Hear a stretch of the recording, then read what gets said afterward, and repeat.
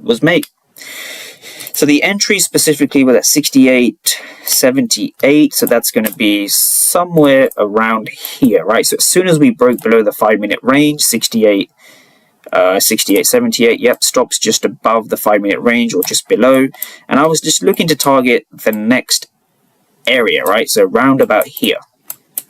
This was my execution. This is how. Now, I wasn't a fan of the actual price action, so I had to hold through.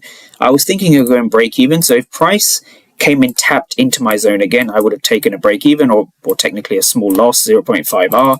I wasn't happy to hold through 1 break even, 2 break even, technically 3 break evens before we broke. So we had about, let's call it 40, so 940 all the way to 1004. So we had about 1004, call it 1004. So we had about 25 minutes of range, which is obviously not the nicest price action to hold through.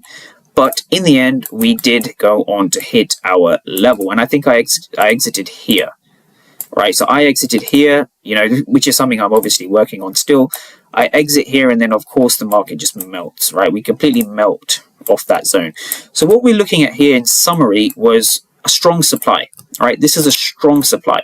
The reason this is a strong supply, one more time to break it down, is we had a key level, right, defined from before the market even opens. We then want to see aggressive buyers.